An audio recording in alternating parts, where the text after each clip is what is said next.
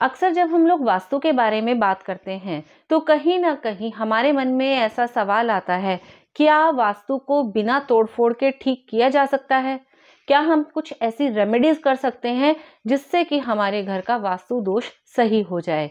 तो आज मैं आप लोगों को यही बताने वाली हूँ कि आप अपने घर में कौन सी ऐसी वस्तुएं लगा सकते हैं जिनसे आपके घर का वास्तु दोष सही हो सकता है। मैं आपको आज ऐसी ही 10 चीजों के बारे में जानकारी दूंगी।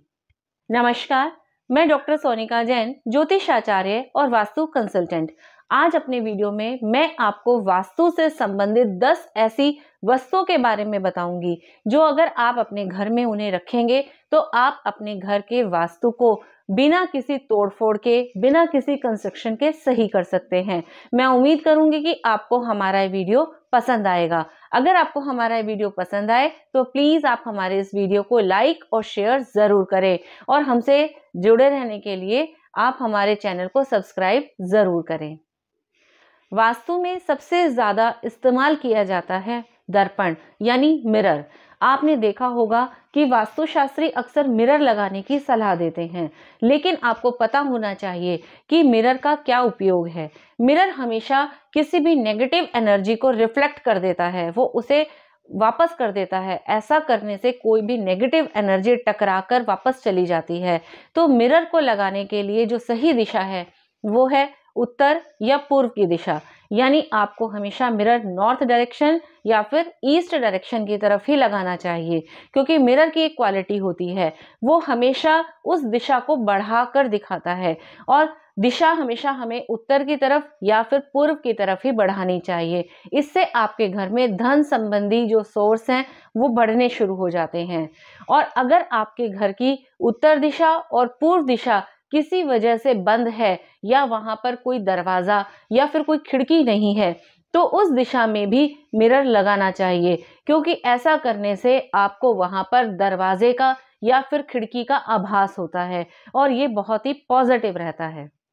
वास्तु में अक्सर तेज रोशनी के बल्ब लगाने की सलाह दी जाती है, यानी जहां पर अंधकार होता है वहां पर उदासी या दुख बहुत ज्यादा प्रतीत होता है। ऐसा माना जाता है कि जो अंधकार है वहां पर नेगेटिव एनर्जी बहुत ज्यादा होती है।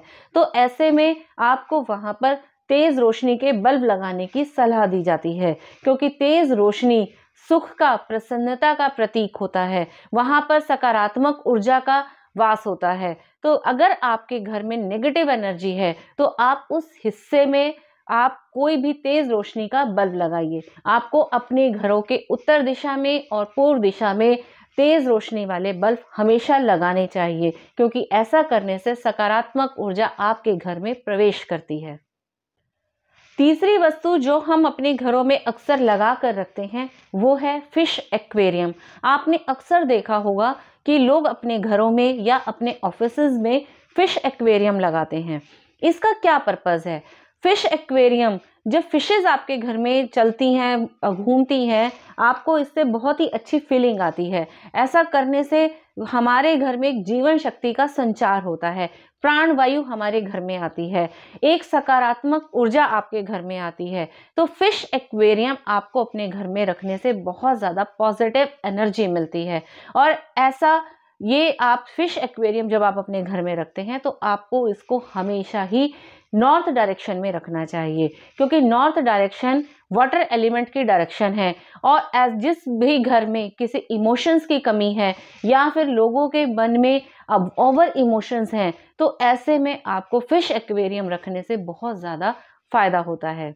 चौथे नंबर पर हम लोग जो इस्तेमाल करते हैं वो है फव्वारा, फाउंटेन।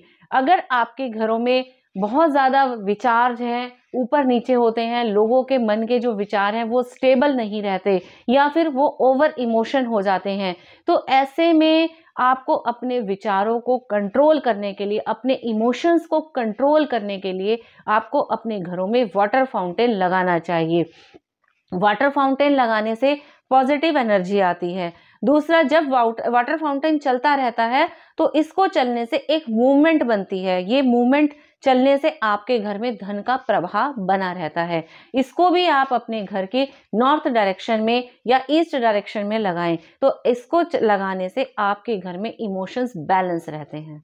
5वें नंबर पर जो हम वस्तु इस्तेमाल करते हैं वो है पाखुआ मिरर।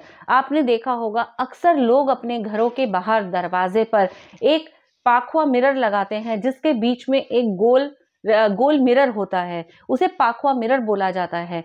उसको लगाने से कोई भी नेगेटिव एनर्जी आपके घर में प्रवेश नहीं कर सकती। दूसरा, पाखुआ मिरर लगाने से आपको ये बेनिफिट होता है कि आपके घर में अगर किसी भी प्रकार का कोई वेद है, आपके घर के बाहर कोई बिजली का खंभा है या कोई बड़ा पेड़ है जो आपके घर में वास्तु वेद उत्पन्न करता है, तो उस वेद को रोकने के लिए भी पाखुआ मिरर लगाया जाता है। ऐसा करने से आपके घर में कोई भी नेगेटिव एनर्जी आपके घर में प्रवेश नहीं कर सकती। और अगर आपके घर के 2 दरवाजे हैं और आपके मुख्य दरवाजे की ओर कोई वेद नहीं है, लेकिन घर के पिछले हिस्से में कोई वेद है, तो आप पाखुआ मिरर को घर के पिछले हिस्से में भी लगा सकते हैं। अगली जो मैं वस्तु आपको बताने वाली हूँ वो है बागुआ। ये लगभग पाखुआ मिरर जैसा ही होता है, लेकिन इसमें कोई मिरर ना होकर इसमें यिंग यांग का चिन्ह बना हुआ होता है।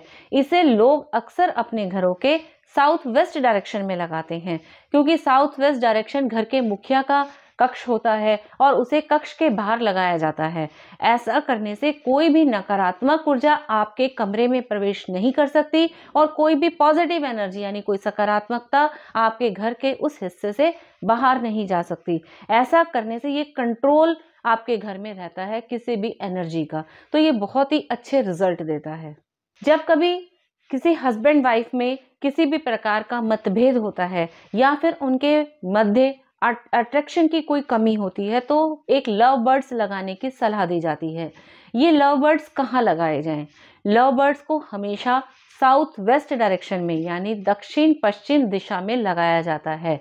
लव बर्ड्स लगाने से धीरे धीरे मधुर संबंध बनने लगते हैं, आपस में अट्रैक्शन बढ़ता है और उनके बीच में वैचारिक मतभेद भी खत्म होता है। इसको लगाने से बहुत ही अच्छे रिजल्ट्स मिलते हैं। इसके अलावा हम लोग वास्तु में एक वस्तु बहुत ज़्यादा इस्तेमाल करते हैं जो है पहाड़ों का चित्र। पहाड़ों का चित्र अक्सर आप लोगों के घरों में साउथ वेस्ट डायरेक्शन में लगा हुआ देखते हैं, लेकिन आपको इस चीज़ को ध्यान रखना है कि उसमें किसी भी तरह की पानी का व्यवस्था उसमें नहीं होनी चाहिए, क्योंकि अगर पानी वहाँ पर आ जाता है तो वो कहीं ना कहीं वाटर एलिमेंट आपका वहाँ पर आने से आपका जो अर्थ एलिमेंट है वो डिस्टर्ब हो जाता है। तो आपको हमेशा जो पहाड़ों का चित्र है, कोई भी जिसमें बहुत बड़े बड़े पहाड़ हों, उसको आप अपने घर के साउथ वेस्ट डायरेक्शन में लगाइए। अगर आप इसको लगाते हैं तो आपके जीवन में जो स्थायित्व आप चाहते हैं, जो स्थिरता आप चाहते हैं, वो आपकी लाइफ में आ जाएगी। यानी अगर आपकी लाइफ में बहुत ज़्यादा इम्बैलेंस बना हुआ है, आपकी लाइफ में कोई बार बार चेंजेस हो रहे हैं, आप चाहते हैं कि एक स्टेबिलिटी आपकी लाइफ में आए, तो आप अपने घर के साउथ वेस्ट डायरेक्शन में एक पहाड़ का चित्र जरूर लगाइए। एक चीज जो हम अक्सर आजकल बहुत फैशन में है, लाफिंग बुद्धा। लाफिंग बुद्धा को अगर हम अपनी हिंदुस्तानी सभ्यता में देखें तो ये कुबेर जी का रूप है। जिस तरह कुबेर जी की एक छवि है, वैसे ही लाफिंग बुद्धा को प्रेजेंट किया गया है।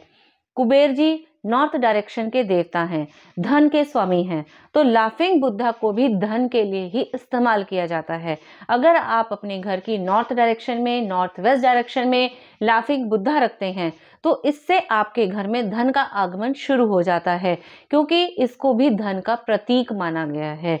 तो इसे आप अपने घर में रखेंगे तो आपके घर में धन के स्रोत बढ़ने शुरू हो जाएंगे। नेक्स्ट आइटम जो बच्चों के लिए मैं बताना चाहूंगी, एजुकेशन टावर। एजुकेशन टावर को आप बच्चों की स्टडी टेबल पर रखिए। अगर आपके बच्चों के मन में एकाग्रता की कमी है, वो कंसंट्रेट नहीं कर पाते या उनके लक्ष्य निर्धारित नहीं हैं, तो आप बच्चों की स्टडी टेबल पर एक आप एजुकेशन टावर रखिए और देखिएगा कि उसका एजुकेशन टावर का आपके बच्चे के माइंड पर बहुत ज़्यादा असर पड़ेगा। वो बहुत जल्दी अपने लक्ष्य को प्राप्त भी कर पाएगा और उसके लक्ष्य जो होंगे वो बहुत हटकर हो जाएंगे, यानी वो बहुत ऊंचे लक्ष्य प्राप्त करना चाहेगा। और एजुकेशन टावर को लगातार आप रखेंगे तो ऐसा करने से वो जल्दी ही अपने लक्ष्य को प्राप्त भी कर लेगा। वैसे तो वास्तु में बहुत सारी वस्तुएं ऐसी हैं जो हम लोग इस्तेमाल करते हैं, जो हम लोग बिना किसी तोड़फोड़ के अपने वास्तु दोष को ठीक कर सकते हैं। अगर आप भी चाहते हैं कि आप अपनी समस्या को बिना किसी कंस्ट्रक्शन के, बिना किसी तोड़फोड़ के ठीक कर सकें, तो आप हमें कमेंट्स जरूर करें। आप अपनी समस्याएं हमें बताइए। अगर आपकी समस्याओं से संबंधित कोई भी वास्तु रेमेडी हम आपको दे पाए तो हम वो आपको अवश्य देंगे। अगर आपको हमारा वीडियो पसंद आए तो प्लीज़ हमारे इस वीडियो को लाइक और शेयर ज़रूर करें और हमसे जुड़े रहने के लिए हमारे इस चैनल को सब्सक्राइब ज़रूर करें। धन्यवाद।